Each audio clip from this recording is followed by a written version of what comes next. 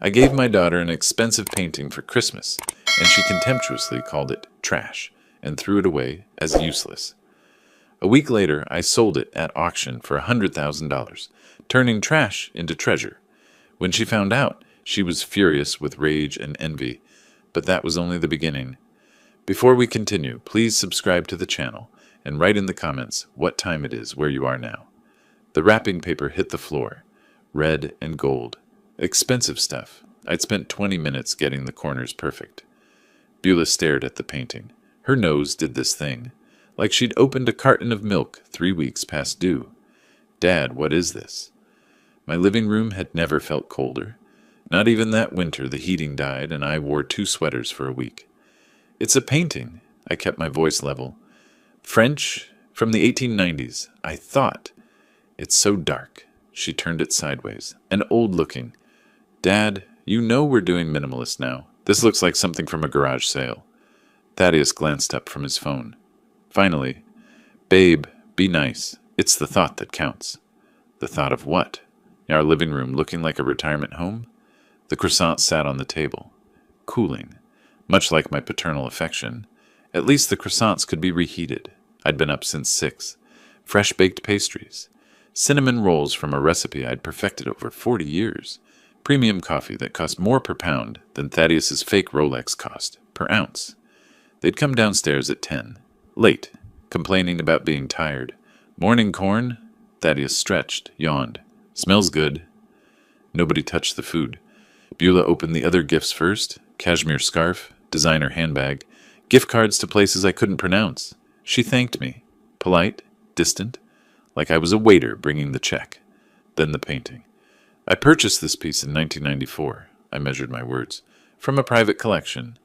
That's nice, Dad. She set it down, leaned it against the couch. But we can't use it. Maybe you could donate it to Goodwill, get a tax write-off? Goodwill? Yeah, let someone else enjoy it. Someone with that kind of taste. I paid $12,000 for this trash in 1994. That's roughly $40,000 in today's money. But who's counting? Besides me, right now. Very carefully. Thaddeus set down his phone, smiled. That smile that doesn't reach anywhere useful. Corn, you gotta understand. Our aesthetic is very different. We're into clean lines. Statement pieces. This is kind of cluttered. Cluttered. I nodded.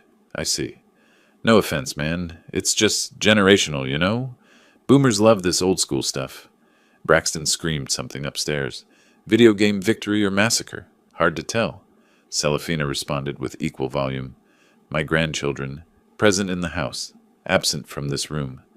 Honestly, Dad, maybe keep it in your studio. Beulah checked her phone. It's more your vibe anyway. I stood, picked up the painting. The frame felt heavier than I remembered. Yes, I think I will. Great, problem solved. She brightened. Now can we eat? I'm starving. Thaddeus frowned.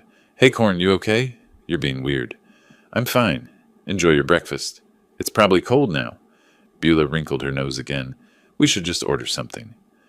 I walked to my studio, down the hall, past photographs neither of them had looked at in 3 years. Family photos, history, mine. The studio door clicked shut. I set the painting on my desk. Morning light hit it perfectly. The lavender fields glowed, purple and gold. Provence in summer, frozen in oil and time. Armand Guillaumin had painted this. 1892. His brushstrokes were distinctive, confident. Each dab of color intentional. The art world knew his work, respected it, treasured it. My daughter thought it was garage sale trash. I unwrapped it completely, studied it. 30 years I'd looked at this painting, every morning, hanging in my bedroom until last week when I'd taken it down, wrapped it, written for Beulah on the card. My hands didn't shake. They should have. Instead, they pulled my phone from my pocket, scrolled through contacts, stopped. Flossie McCoy, Sotheby's. My thumb hovered. 2 seconds. 3. I tapped. 2 rings. Flossie, it's Cornelius Harrison. Yes. Merry Christmas to you, too. Listen, I have something for your January auction. Something special. The lavender fields seemed to shimmer. Trick of the light, probably. How does next week sound? The painting sat in my passenger seat, buckled in, secured, More care than Beulah had shown it. January 2nd. Santa Fe glittered cold and bright. I parked on Canyon Road, lifted the package.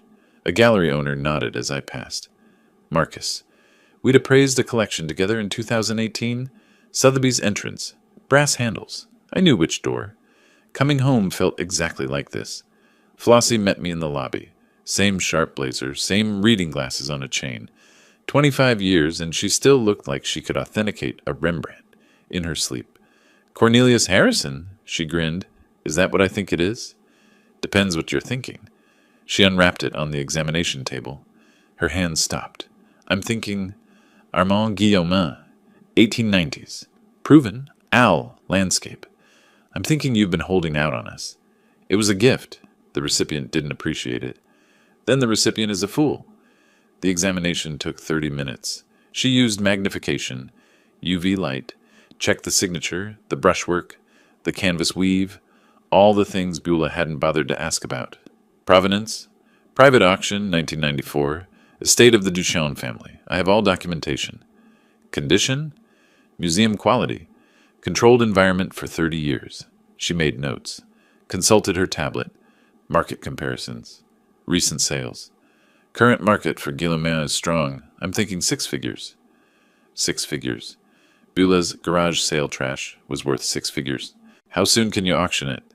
Conservative estimate? She looked up. 100 to 120,000. I remembered that 1994 auction. New York, November, private estate sale. The Duchamp family liquidating assets.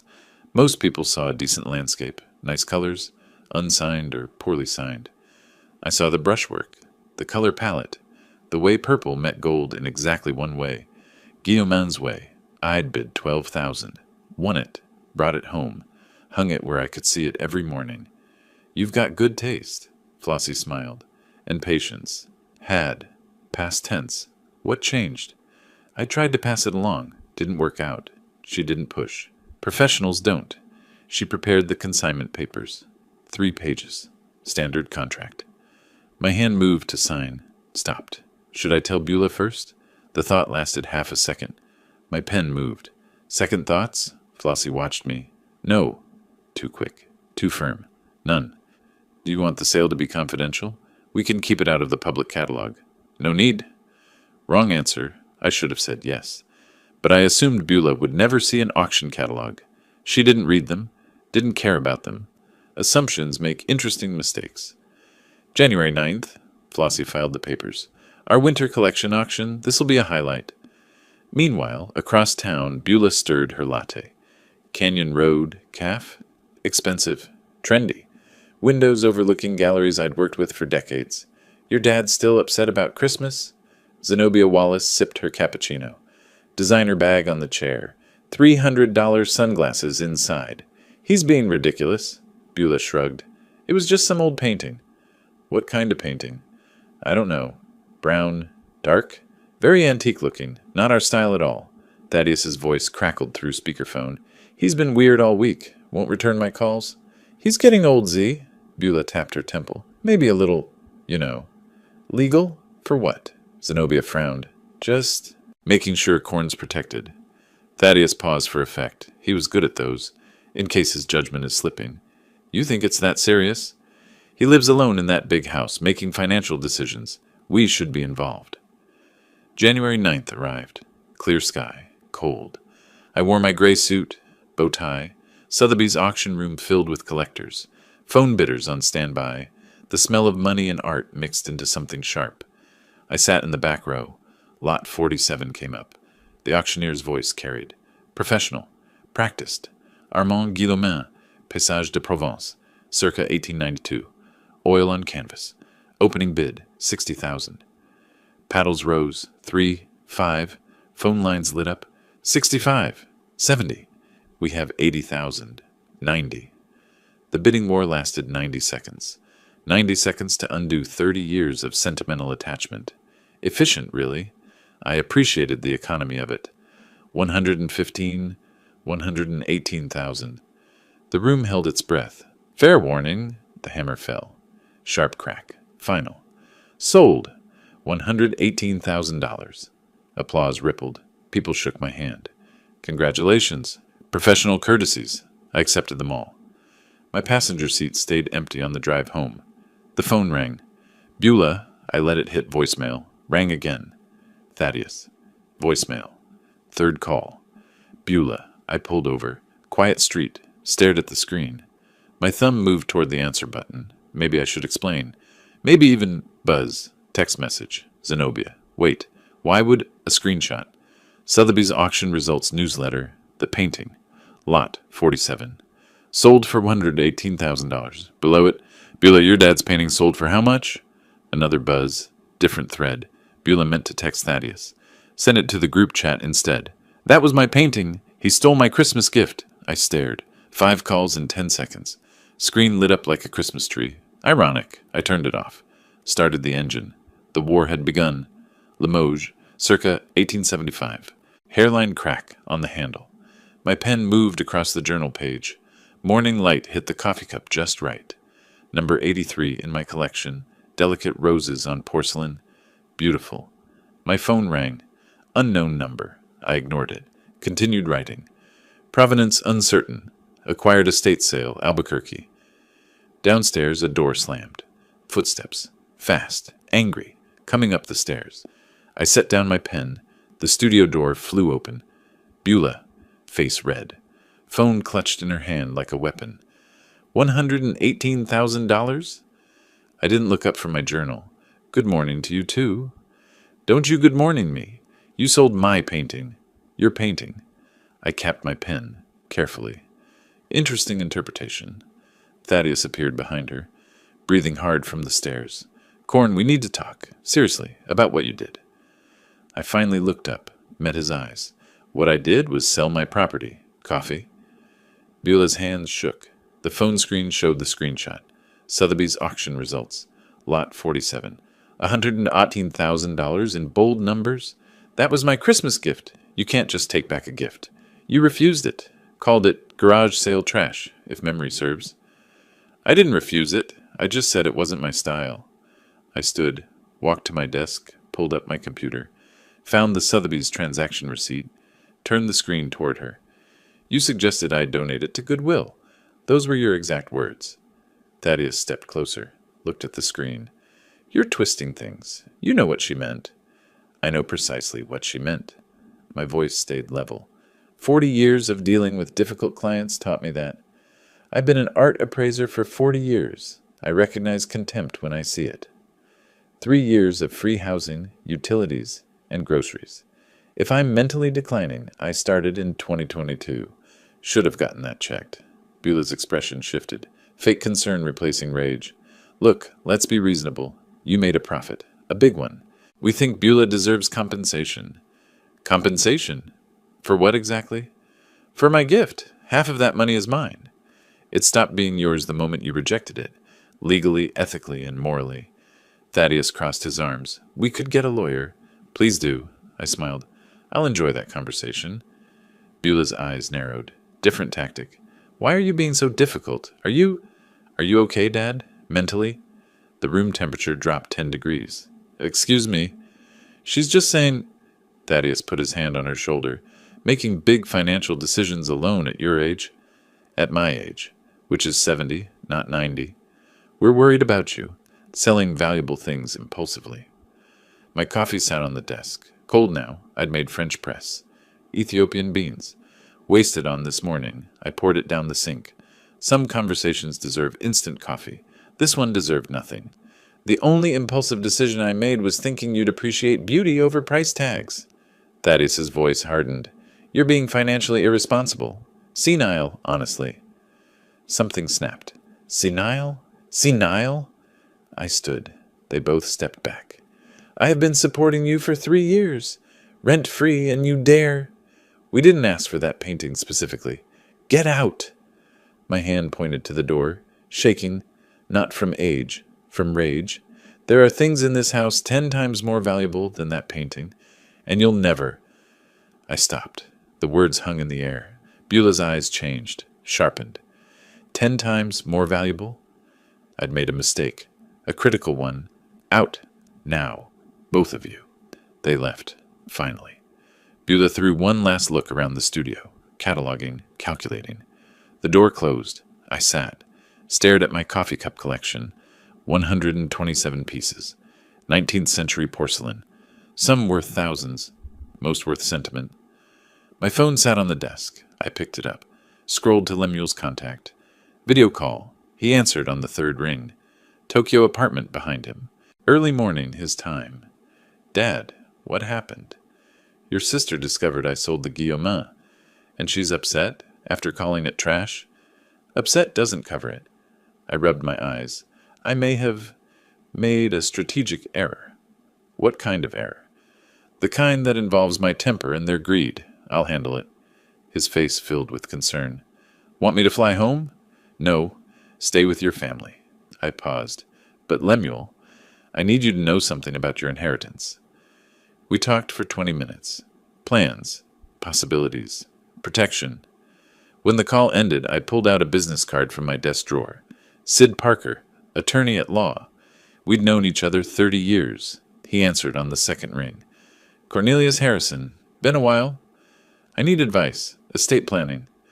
Everything okay health-wise? My health is fine. My daughter's character, less so. He chuckled. Ah, one of those calls. What happened? She's living in my house. Has been for 3 years. Rent-free. Generous of you. It was. I'm reconsidering my generosity. I'm listening. I need to update my will, and I need to know my legal options regarding house guests who've overstayed their welcome. Are we talking eviction? We're talking about protecting my assets from people who see me as an ATM with a pulse. Silence. Then, when can you come to my office? Tomorrow too soon?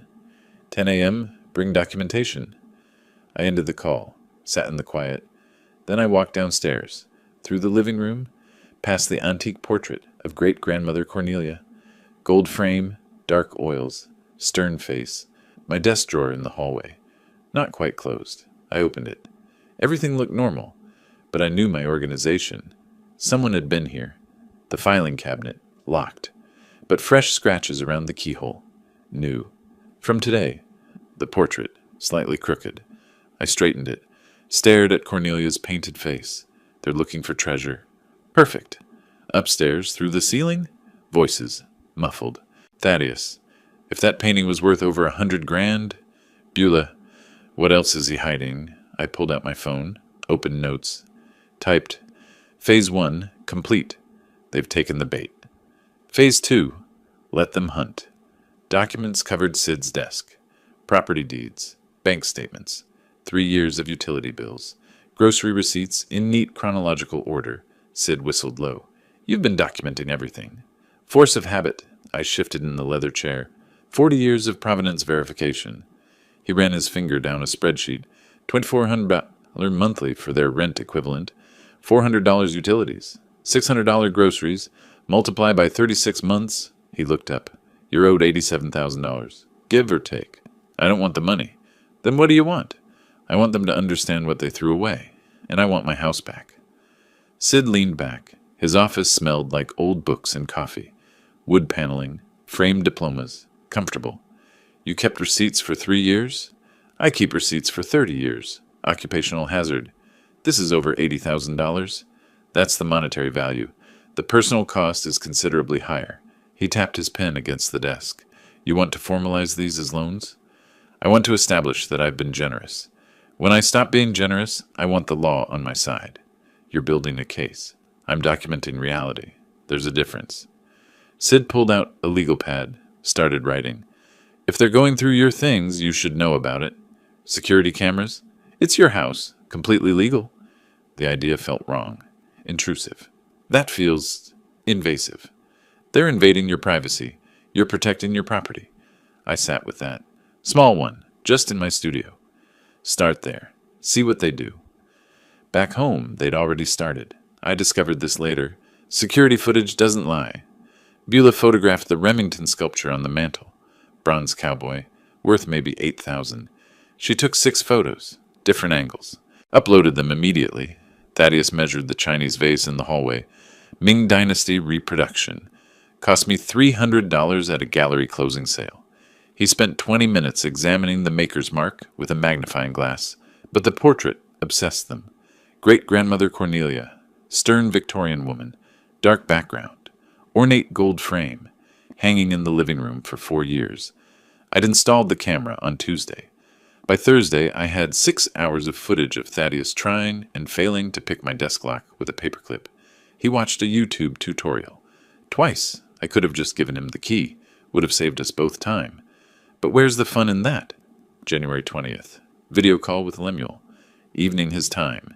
His face filled my laptop screen. Dad, this sounds serious. It's complicated. Beulah is... she's not who I raised. Money changes people. Lack of money in her case. She and Thaddeus have debt I never knew about. How much debt? Enough to make them desperate. Enough to make my house look like an inheritance worth fighting for. What can I do? I took a breath. I need to ask you something. About the house. His expression shifted, concerned. What about it? I want to transfer 50% ownership to you. Why? Dad, are you sick? I'm perfectly healthy. This is strategic. Strategic how? If Beulah tries to claim rights to this house after, when I'm gone, you'll have equal say. When you're gone is hopefully 30 years from now. Or next week, if she tries to have me declared incompetent. Silence stretched across the Pacific. She wouldn't. She called me senile 3 days ago, in my own studio. More silence. Then, what do you need me to sign? January 23rd. Sid's office. Lemuel via electronic signature from Tokyo. Documents signed, notarized, filed. Lemuel now owned half my house. This made him, technically, Beulah's landlord. The irony was delicious. I considered telling her, then decided the surprise would taste better. Later. January 27th. Gallery opening, local artist. Watercolors of the Rio Grande. I stayed 2 hours. Talked to collectors. Drank mediocre wine. Gave Beulah and Thaddeus a window. Security footage from that night showed Thaddeus in my office. Alone. Systematic. Opening drawers. Checking files. He found the Christie's folder. I watched him pull out the letter. Old letterhead. 1998. Professional appraisal for a portrait I'd authenticated years ago. 18th century. Unknown artist.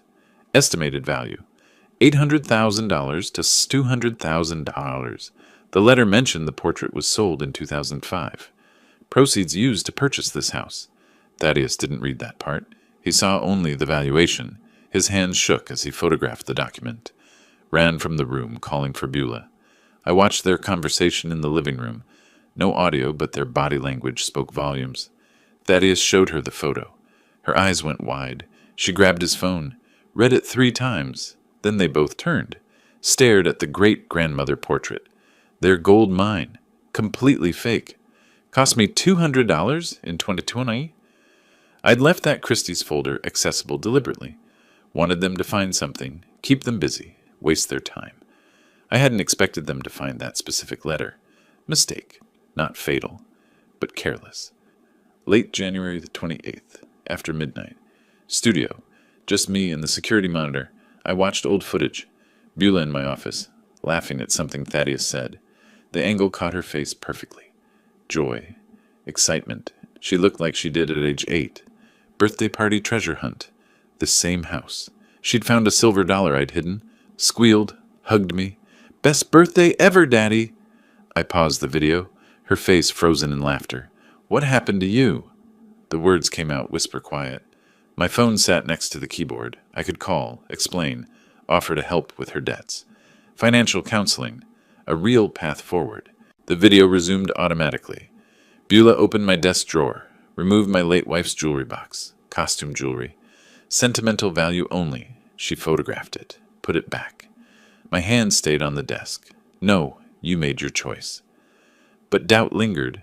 Was I becoming as cold as they were greedy?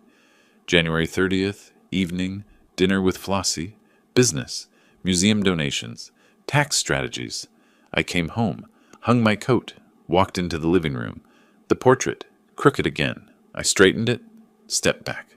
Stern woman, 1890s dress, dark background, gold frame, good reproduction, local artist, 2020, aged deliberately. The artist had laughed. Who would fake something like this? Someone with a sense of irony, I'd said. Now something new caught my eye. Sticky note on the frame's edge.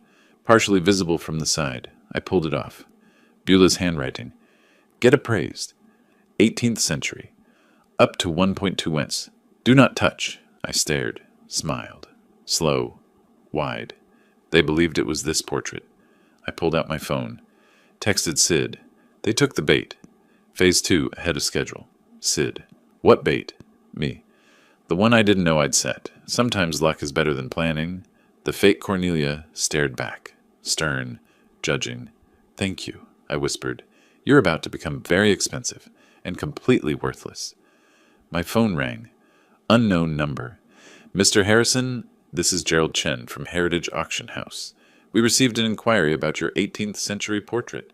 The caller said they were your daughter, authorized to seek valuations on your behalf. We'd love to schedule an appointment. My smile faded. They weren't just planning. They were trying to sell my property. I'll call you back. I hung up, stared at the portrait. The game just changed. The tray appeared in my peripheral vision. Food. Actual food. That someone else had made. I looked up from the Santa Fe New Mexican. Early February morning. Beulah stood there holding scrambled eggs, bacon, orange juice, and toast that wasn't burnt. Good morning, Dad. Her voice hit notes I hadn't heard since she was 12. I set down the newspaper. Slowly. What's the occasion? No occasion. Can't a daughter make her father breakfast? I took a careful bite of eggs. Folded properly, not scrambled flat. You remembered the technique? I remember a lot of things, Dad. We should talk more. About the past. About preserving memories. Preserving memories. I took another bite. Interesting phrase. Beulah made me breakfast 3 days in a row. 3 days. I hadn't experienced this level of maternal care from her since she was in utero. The eggs were competent. The motives were transparent. I ate slowly, savoring both. Thaddeus discovered a passion for art history. Overnight, the same man who'd called my Guillaumin old people clutter now wanted to discuss brush techniques and period framing. Corn, I've been thinking. He appeared in the living room where I was reading.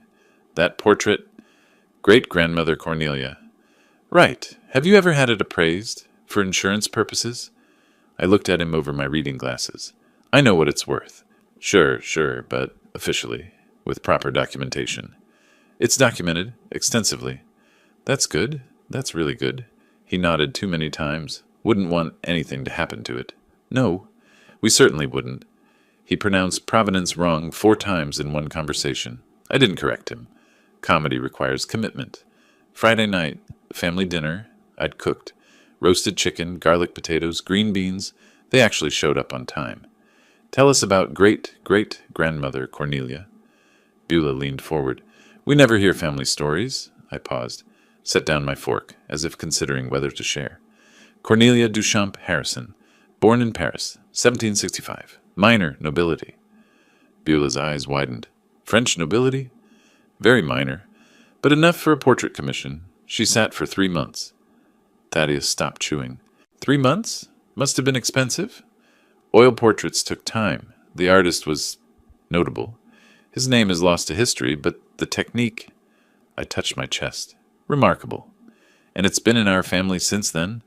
Passed down through 7 generations. My grandfather nearly sold it during the Depression. My father wouldn't allow it. I paused for effect. Some things, he said, are more valuable than money. They exchanged glances. Quick. Greedy. Wise man, Thaddeus said. He was. He understood worth. Later that week, Sid's office. Documents spread across his desk. New will. Museum donation agreements. You're really doing this? Sid looked up from the papers. I'm really doing this. They'll lose their minds. That's the idea. He signed as witness. I signed as donor. Notary stamped everything. Legal, binding, irrevocable. The next morning, Canyon Road Museum. Patricia Morales' office smelled like coffee and old paper. This is incredibly generous, Cornelius. It's time. The piece should be seen, appreciated. The period is perfect for our exhibition. 1890s family portraiture. 1890s? Yes, approximately. She examined the photographs I'd brought. The fake looked good in photos. That's all that mattered. We'll name the gallery hall after your family. The Harrison Room. Perfect. They'll love that. I touched the frame during dinner that night. Reverently, like I was saying goodbye to something precious. Thaddeus's eyes followed my hand like a cat watching a laser pointer. Beautiful piece, he said. Irreplaceable, I replied. Technically true. You can't replace something that was never valuable in the first place. The reproduction cost $200. The frame cost $150. The look on his face?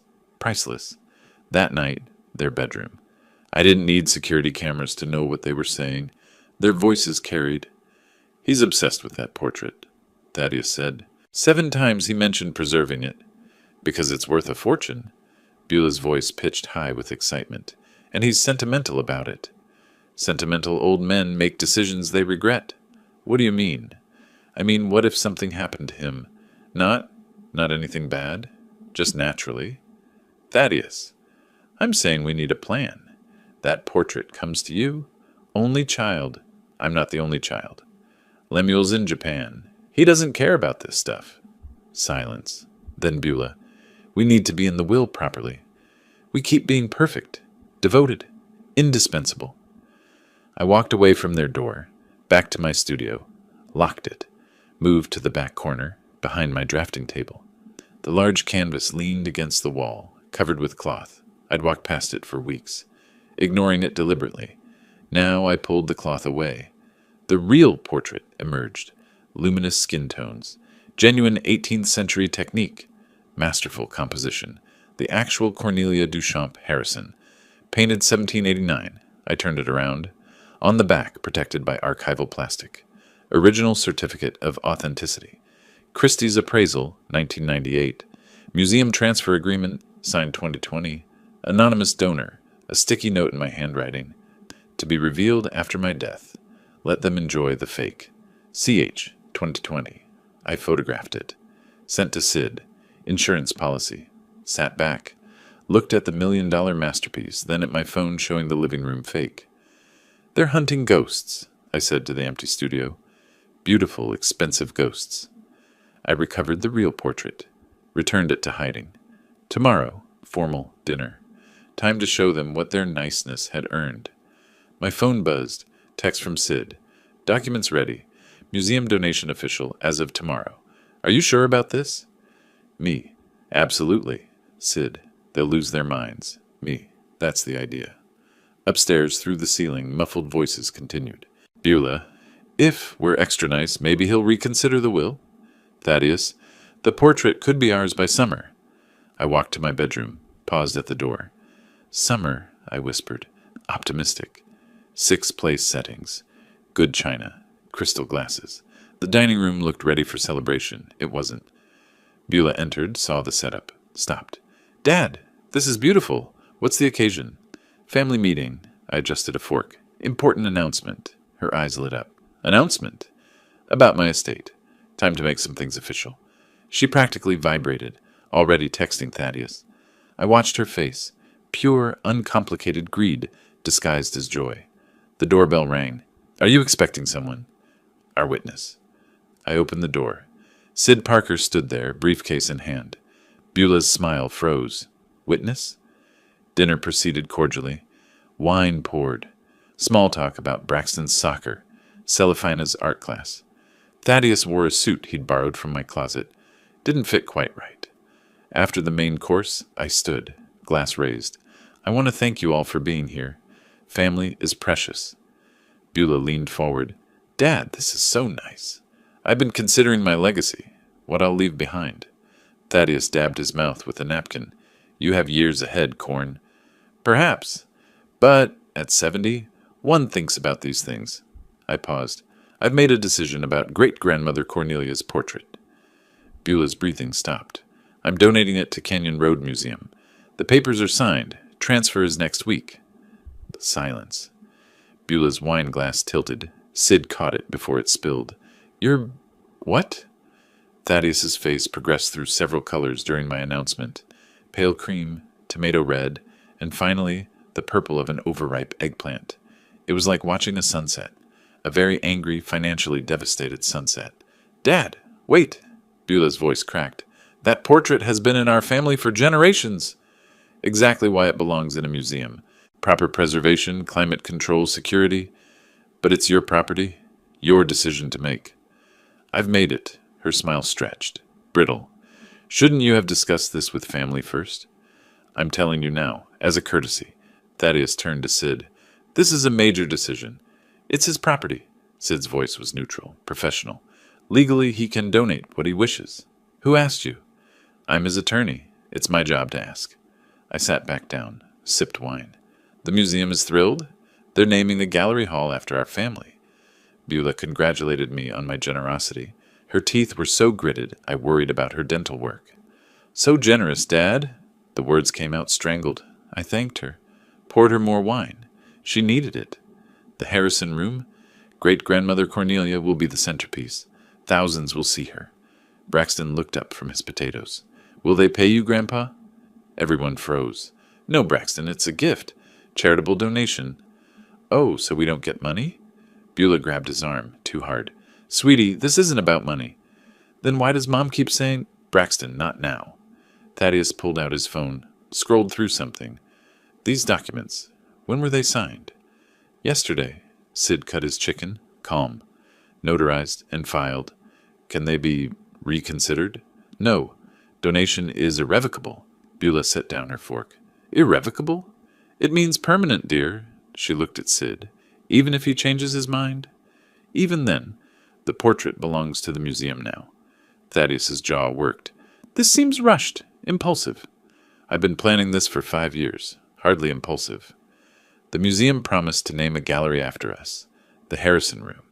Our family name, immortalized in Santa Fe culture. Beulah said, How wonderful. She did not look wonderful. She looked like someone who'd just learned Santa wasn't real. The tooth fairy was broke, and her inheritance had been donated to charity. Celafina tugged my sleeve. Will we get to visit it, Grandpa? Anytime you want, sweetheart. Free admission for family. Beulah's voice came out strangled again. Well, congratulations, Dad. Very generous of you. Thank you. The museum is lucky. They are. And so are we. Our family name preserved in perpetuity. Thaddeus pushed back his chair. Right, the name. That's the important thing. Isn't it? Not the monetary value. The legacy. Sid left at 9. Knowing nod. I walked him to the door. Nicely done, he whispered. Thank you for being here. Wouldn't miss it. He glanced back at the dining room. They're planning something. Let them plan. I retired early. Lay in bed, listening to the house. 10 o'clock. Their bedroom door slammed. He gave it away. He gave away $1 million. Keep your voice down. I don't care. Do you understand what just happened? Yes, I was there. That was our retirement, our house fund, everything. It was never ours? It was supposed to be ours? When he... Pause. Heavy. When he what? Dies? Crying now. This is your fault. You said being nice would work. Don't put this on me. You're the daughter. And you're the one who found that appraisal, got our hopes up. Our hopes? You were the one making them eggs every morning. Something crashed. Glass, maybe. Children's door opened. Small footsteps. Mom? Dad? Go back to bed. Why are you fighting? We're not... Just go to sleep? Celafina's voice. Tiny. Is it because of Grandpa? Silence. Then Beulah, cold and clear. Yes. Yes, it's because of Grandpa. I closed my eyes. My revenge was working. So why did I feel like this? Midnight, studio, laptop open, the real portrait photo on screen, $1 million masterpiece. Hidden. Safe. There's never. My phone rang. Unknown number. Mr. Harrison, this is Attorney Morton Fisher. I represent your daughter, Beulah Harrison Crawford. We need to discuss your recent donation and your mental competency to make such decisions. I'd like to schedule a meeting. I hung up, stared at the phone. They'd hired a lawyer. The game just escalated. My phone rang. Morning light. Coffee halfway to my mouth. Sid Parker. No greeting. You've been served. I set down the cup, carefully. Served? Legal papers. Petition for guardianship and conservatorship. They're claiming you're mentally incompetent to manage your affairs. The word hung in the air. Incompetent. When? Process server should arrive within the hour. I'm coming over. Through my window, I saw Beulah's car in the driveway. Thaddeus loading something into the trunk. They were home. Watching. Waiting to see my face when the papers arrived. Let them come, I said. The doorbell rang 40 minutes later. Process server. Young guy. Apologetic expression. Cornelius Harrison? Yes. You've been served. He handed me the papers. You have 14 days to respond. Have a nice day. I stood in the doorway reading, Petition for guardianship and conservatorship. Advanced age affecting judgment. Impulsive financial decisions. Vulnerability to exploitation. Beulah watched from her bedroom window. I looked up, met her eyes, mouthed, war. Sid arrived 20 minutes later, spread the papers across my kitchen table. They're claiming you're incompetent. Advanced age affecting judgment. I'm 70, not 90. They cite the museum donation as proof of impulsive decision-making. I planned that donation for 5 years. I know, they don't. Or they're lying. He flipped pages. You need to pass a competency evaluation. Should be easy. You're sharp as ever. Easy? I stared at the papers. Sid, they're trying to take my autonomy. They're trying. They'll fail. But it'll be public. Court records. People will know. Good. My voice came out hard. Let them see what my daughter has become. Dr. Sharon Margolis's office smelled like lavender and textbooks. 3 days later, 3 hours of testing. What year is it, mister? Harrison? 2025? Current president? Do we have to discuss politics? Small smile. Just establishing baseline. Count backwards from 100 by sevens. 100, 93, 86, 79, 72, 65, 58. Sufficient. Tell me about your recent financial decisions. I donated a painting to a museum. Family heirloom. Seemed appropriate. Dr. Margolis asked me to draw a clock. A clock. I'm a former art appraiser who spent 40 years examining old masters, and I'm drawing a clock to prove I'm not senile. I made it a dowel. Clock? Melting. She didn't laugh. Psychiatrists have no sense of humor. I still passed. Your daughter suggests this was impulsive. My daughter wants money. There's a difference. You sound angry. Wouldn't you be? Your own child trying to have you declared incompetent? She made notes. That's a very rational response, actually. Meanwhile, Thaddeus made calls. Hired someone. Budget detective named Frank Morris. $200 a day. Investigation target, the portrait. Morris found a museum curator. Junior level. Marcus Chen. Student loans. Rent problems. $50,000 in debt. $2,000 in cash changed hands. Marcus examined the donated portrait after hours. Reported back. It's a reproduction. Modern materials. Maybe 5 years old. Worth $300 with the frame. Thaddeus, hearing this, didn't understand. Didn't realize Cornelius donated a worthless fake on purpose. Instead, he swapped them, gave them the fake, kept the real one. New conspiracy, new hunt, same desperation. March 1st. My studio door flew open. We know what you did. I looked up from my book. Good morning to you, too. The portrait, the one you gave the museum. It's fake. Is it? Beulah's face was red. Beautiful, like a ripe tomato. We had it checked. It's a reproduction. Interesting. Thaddeus stepped forward. Where's the real one? Where did you hide it? Thaddeus accused me of defrauding a museum. Me, a man who authenticated art for 4 decades. A man whose reputation is built on honesty. He pronounced provenance wrong while doing it. I almost gave him a dictionary. Almost. Hide what? The $1 million portrait. The Christie's appraisal. Ah, that old document. We know you swapped them. Gave the museum a fake. Kept the real one. I set down my book. Stood. You think I defrauded a museum? We think you're playing games. Perhaps I am. Or perhaps you're so desperate for money, you're seeing treasures that don't exist. Their lawyer called that afternoon. Morton Fisher. Aggressive voice. Cheap tactics. Mr. Harrison, we have evidence of erratic behavior.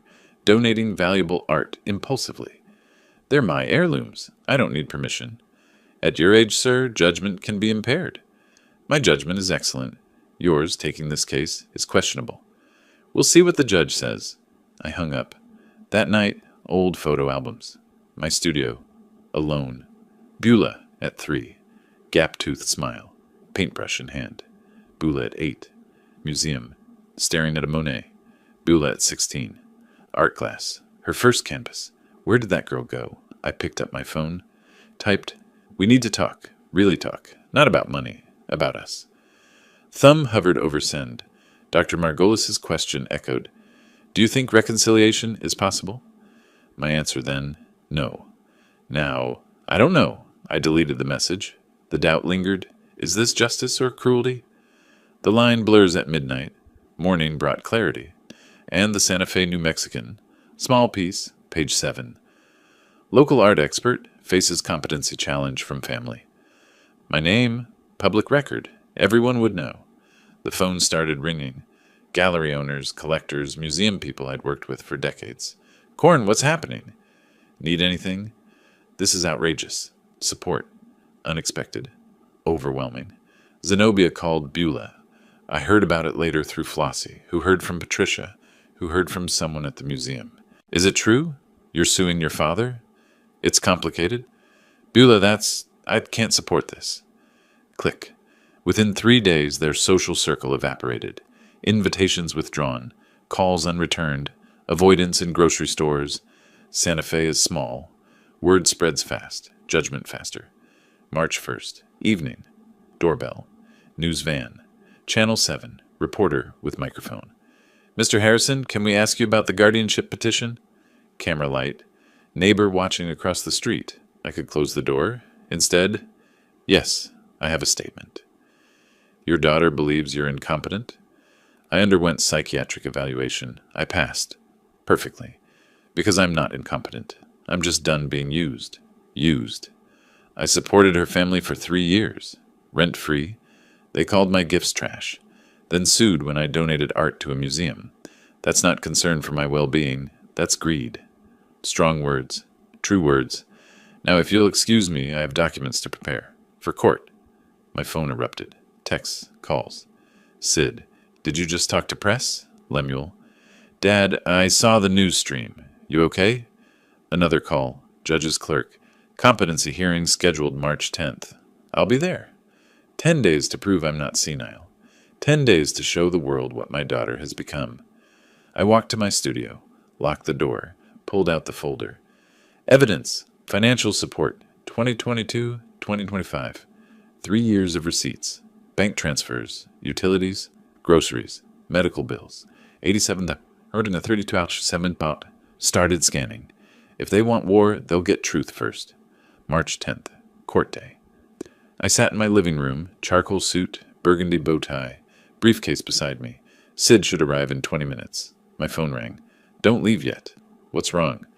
Fisher withdrew the petition an hour ago. Emergency filing. I set down my coffee. Why? He's claiming new information suggests resolution outside court is preferable. Translation, they know they'll lose. So it's over? The lawsuit? Yes. But Corn, they're not done. Through my window, Beulah's car pulled into my driveway. Thaddeus in passenger seat. They're here. Don't let them in alone. I'm coming. No need. I think it's time we had that conversation. But they didn't knock on the front door. Walked around back. Toward the studio. They weren't coming to talk. They were coming to search. I followed. Silent. Phone recording video. A locksmith picked my studio lock. Beulah and Thaddeus entered. I stood in the doorway. Watched them rifle through my files. Looking for something? They spun around. Dad, you're supposed to be. At court? Lawsuit was withdrawn. Didn't Morton tell you? Thaddeus's face went pale. We can explain. Can you? Explain breaking into my home? The locksmith backed toward the door. Ma'am, you said. We're not breaking in. This is family property. My property that you're illegally entering. The locksmith left. Fast. Beulah's hands shook. Stop playing games. Where's the real portrait? There is no real portrait. Bullshit. The Christie's appraisal was for a different painting from 1998. You're lying? Am I? Would you like to see the documents? All of them? Yes. Fine. Living room. Now, let's end this. I spread documents across my coffee table. Methodical. Systematic. Christie's appraisal, 1998. Portrait unknown artist, 18th century. Estimated 800,000, 1.2 million. Thaddeus grabbed it. See? Now read the next page. Sale record 2005. Sold for $750,000 to private collector. Silence. Heavy. Crushing. What? I sold that portrait 20 years ago. Used the money to buy this house. This house you've been living in. Rent-free. But the portrait in the museum. is a $200 reproduction I commissioned in 2020. Nice piece. Historical interest. Perfect for museum exhibition. Beulah sat down hard. You're saying there's no $1 million painting? There was. I sold it before you were even married. They tore through my filing cabinets like archaeologists hunting lost treasure. Found receipts from 1987, my dental records, warranty information for a toaster I threw away in 2010. Everything except what they wanted. Proof of hidden millions. Because, and I cannot stress this enough, there were no hidden millions. I pulled out my spreadsheet. 3 years, every expense. Let's discuss value. Rent for this house, $2,800 monthly. Times 36 months, $108. We're family.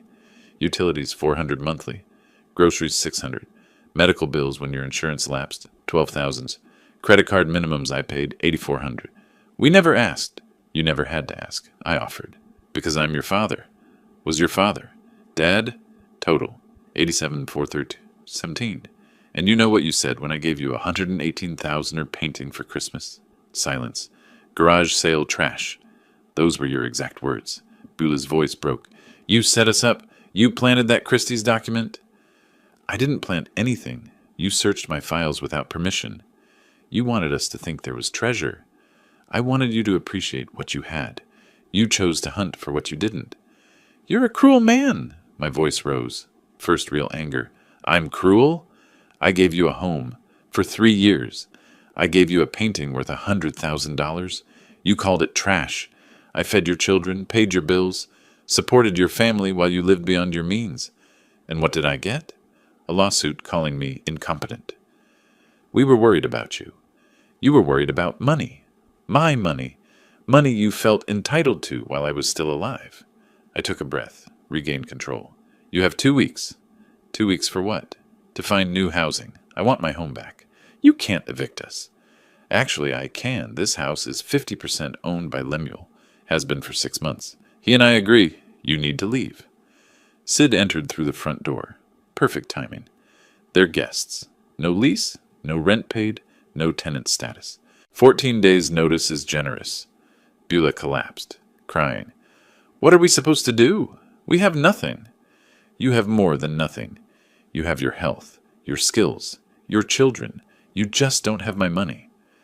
After destroying their delusions, after presenting documentation of their exploitation, after formally evicting them, I did something inexplicable. I offered them coffee, French press, Ethiopian beans. They declined. I drank it alone. It was excellent. The coffee, I mean. The moment was terrible. 2 weeks later, moving day, I watched from my studio window. Budget rental truck. Small. Their life diminished. 2-bedroom apartment, South Capital area. Lemuel co-signed, for the children's sake. The fake portrait was already at the museum. Installed yesterday. The Harrison room. My name on the wall forever. Beulah hadn't attended the opening. Now, watching her pack, I felt nothing. That's worse than anger. Downstairs, the front door opened. Closed. Footsteps on stairs. Beulah appeared in my doorway, alone. Red eyes. No makeup. Young again. Broken. I need to talk to you. Before I go, I need to say something. I waited. She took a breath. The doorbell rang. Babe, truck's full. We gotta go. Beulah looked at me. Whatever she was going to say died. Never mind, she whispered. Turned, left. Front door closed. Truck engine started. Drove away. My phone buzzed. Lemuel. She's gone? Me. Yes. Lemuel. How do you feel? I stared at the question for a long time. Typed, like I won and lost simultaneously. Lemuel. What's next? I looked around my studio, my home, my life, empty of parasites, full of memories. Some good, some poisoned. What is next? Apartment listings covered my kitchen table. 2-bedroom places. Budget range, 1,400. Sub 800. Most required credit scores Beulah and Thaddeus didn't have. The doorbell rang. 3rd time today. Through the window, Beulah stood on my doorstep holding papers. Rental applications, rejected ones, probably. She pressed the button repeatedly. Her voice carried through the door. Dad, please. We need to talk. Just 5 minutes. I returned to my coffee. Cold now. Didn't matter. The ringing stopped. Car started, drove away. My phone buzzed. Text, "We're trying. It's harder than you think." I didn't respond. 3 hours later, "Please, the kids are scared." My finger hovered. Typed, "I'm sorry they're scared." Deleted it. Typed, "You should have thought of that before." Deleted that too. Sent nothing. 2 weeks passed. Beulah and Thaddeus applied to 17 properties. Credit scores, 485 and 512. Disqualified them from most. The rest wanted deposits, 5,000 up front. Money they didn't have. They visited repeatedly, increasingly desperate. During one visit, Beulah broke down. Not performance this time. Real fear. "Dad, just 2 more weeks. We're close to finding something." "You've had 2 weeks, and 3 years before that." Thaddeus leaned forward. "The deposits are impossible. We need 5 grand up front." "That's unfortunate." "Dad, this is your grandchildren we're talking about." I paused. "I know exactly who we're talking about." "Where will you take them?" We don't know yet. Maybe a motel temporarily?" "A motel?" She cried harder. "What choice do we have?" "You had choices. 3 years ago. 6 months ago. Christmas morning. You made them." But doubt crept in. Braxton's confused face. Celafina asking why Mommy cries all the time. That evening, standing in my garden, I heard Thaddeus on his phone. Window open. Voice carrying. "Yeah, man, it's a shit show." "No, he's being a total hard-ass." "I know, right? Whatever. Old geezer's 70. How long can he really hold out? 5 years? 10? I stood frozen. "Exactly. We just wait. House'll be ours. All his crap. Everything. Just gotta deal with his tantrum now." He laughed. Actually laughed. "Nah, Beulah's in there crying, playing the kid card. Might buy us time." My phone was already recording. I called Sid immediately. "Schedule a meeting. Tomorrow. Final." March 12th. My living room. Golden light through windows. The empty space where the portrait hung. Dark rectangle marking its absence. Beulah and Thaddeus sat on the couch. Sid stood beside me. Briefcase open. This was legal proceeding, not family discussion. "Let's review the facts," Sid began. "You've lived here 3 years, rent-free. We're family. You sued Mr. Harrison claiming mental incompetence. You hired a detective. You broke into his studio. We were desperate. You were greedy. There's a difference." I nodded to Sid. "Show them the recording." Thaddeus's voice filled the room. "Old geezer's 70. Wait him out. House'll be ours." Beulah's face went white. You said that?" He took it out of context. "What context makes wait for me to die acceptable?" Silence. Heavy. Final. "I need to clarify something about this house." I pulled out documents. "Half of it belongs to Lemuel. Has for a year?" "What?" Sid produced the deed. Transfer dated March 2024. 50% ownership to Lemuel Daniel Harrison. He lives in Japan. He's co-owner, and he's made his position clear. He doesn't want you here. I slid my spreadsheet across the table. 3 years. Every expense. Itemized. Rent equivalent. $2,800 monthly. Times 36 months. Utilities 400 monthly. Groceries 600. Medical bills. Credit cards. Total. 87,432.17. Those were gifts. And you know what you said when I gave you $118,000 painting for Christmas? I leaned forward. Garage sale trash. Those were your exact words. Sid handed them the document. Official eviction notice. Signed by sheriff's deputy. You have 48 hours to vacate. 48 hours? New Mexico law. Non-tenant guests. 48 hours notice. We'll fight this. With what lawyer? What money? You're broke. You have no case. Beulah looked at me. You're really doing this? Putting your grandchildren on the street? My voice came out cold. Measured. Final. I raised you to value beauty, history, and family. I gave you a home when you needed one. I fed your children. I paid your bills. I tried to pass down something meaningful, and you called it trash. Then you hunted for treasures that didn't exist. You tried to have me declared incompetent. You waited for me to die. Every choice was yours. Every consequence is earned. I don't owe you my house. I don't owe you my money. I don't even owe you my forgiveness. What I owe you is honesty. You are no longer welcome in my home. 48 hours. The document shook in Bola's hands. Thaddeus stood suddenly, knocking the coffee table. This is insane. You can't. But he stopped, looked at my face, at Sid's briefcase, at the empty wall, sat back down. Hard. We have nowhere to go, Bula whispered. That's not my problem. She looked up at me. I don't know you anymore. The feeling, I said quietly, is mutual. Sid checked his watch. 3:47 p.m., March 12th, 2025. 48 hours starts now. They left. I watched from the window. Their car sat in the driveway for 10 minutes. Just sitting. Defeated. Finally drove away. Sid put a hand on my shoulder.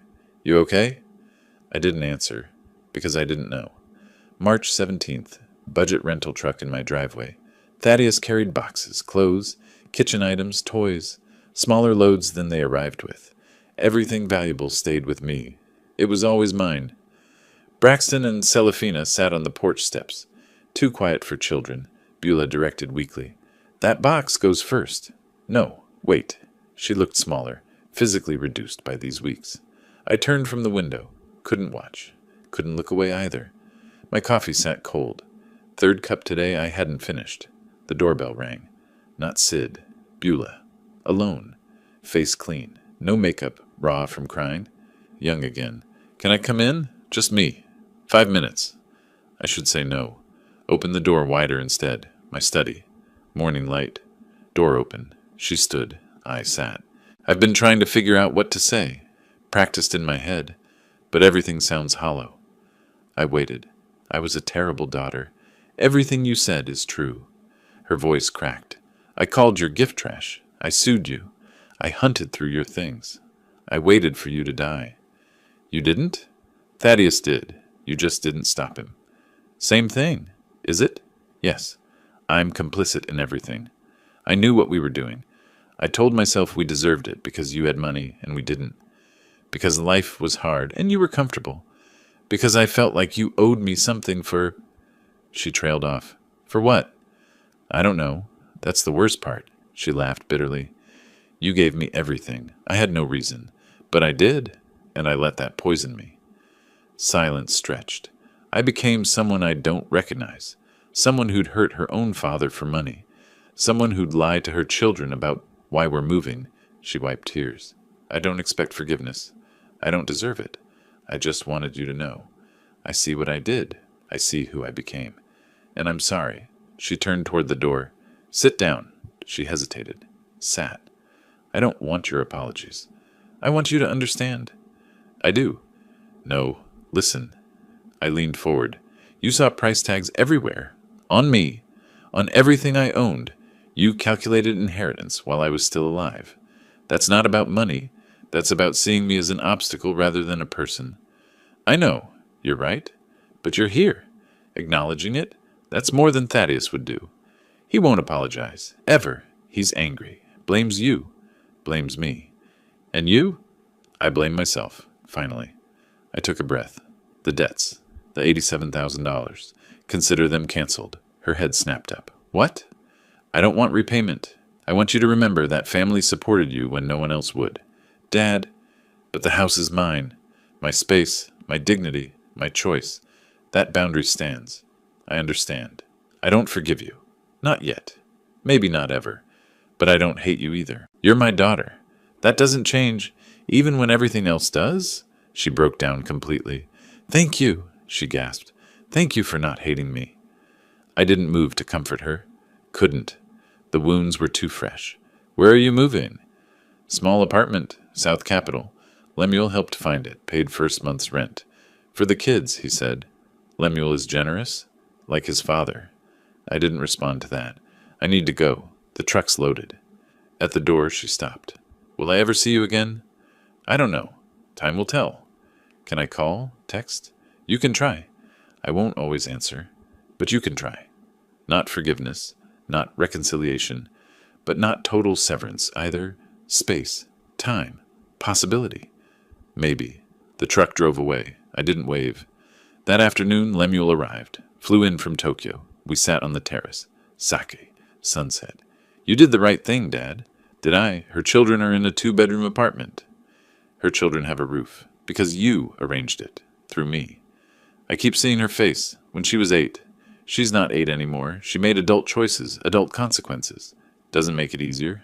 You taught her a lesson, maybe the most important one. He poured more sake. What about your collection? The real one? Bank vault. Safety deposit box 447.